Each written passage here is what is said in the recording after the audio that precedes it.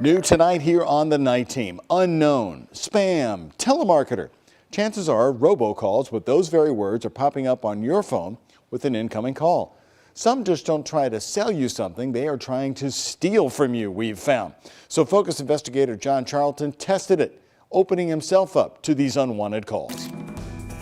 For $29.99, my track phone is nothing fancy, but from day one of activating it, the annoying robocalls still keep coming.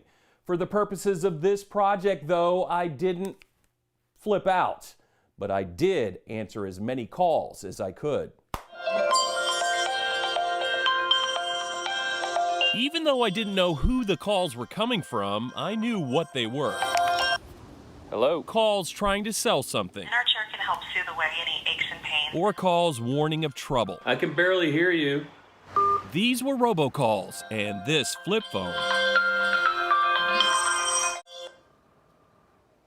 Hello, this is John. Was set up. I'm a journalist and I'm recording this for broadcast purposes.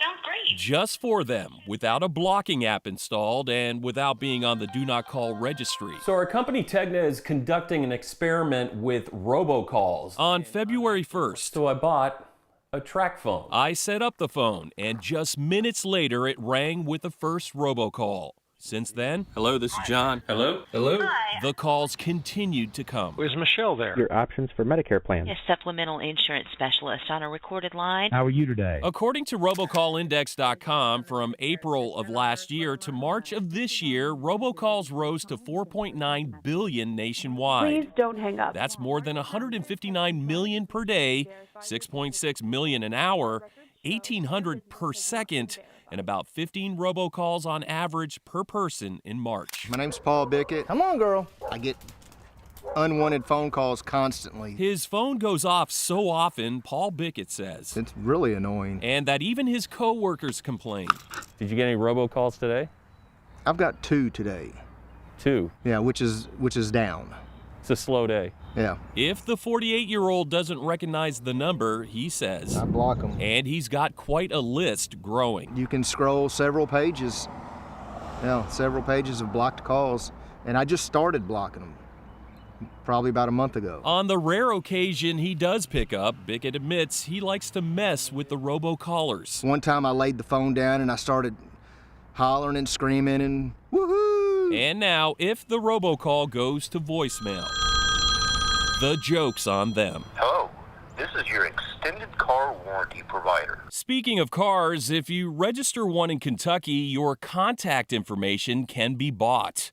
Focus found that over each of the last 5 years, a total of 16 companies and organizations spent between $300,000 and $400,000 combined on registration information. Buyers include alumni organizations looking to raise money for UK and U of L, a collections agency to, collect on debt, and various companies specializing in cars and boats. Should state agencies such as the DMV be selling this type of information?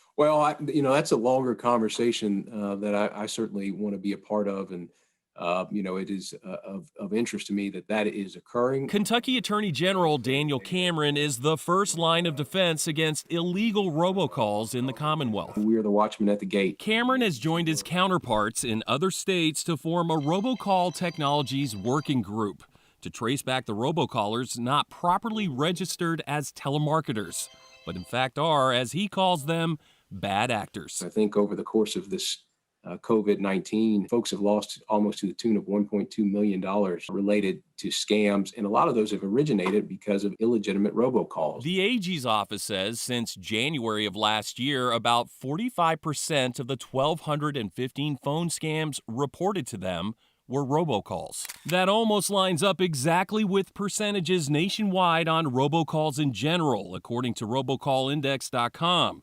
Where the biggest piece of the pie are robocalls used for scams. We've seen an uptick in text messages as well, trying to induce the person that they're texting into providing information. His name is Paul Bickett. Walter, have you got your stimulus check? But whether it's a phishing robotext, Why are they all calling you Walter? I don't have a clue. or robocall, it really doesn't matter to the scammer who bites. No, I haven't ever let it get that far. I don't know if they're in Japan, China, or Valley Station. The first step of stopping robocalls on your phone is to put your number on the Do Not Call registry with the Federal Trade Commission. If they still keep coming, report it to either the FTC or to your state's Attorney General's office. For Focus, I'm John Charlton.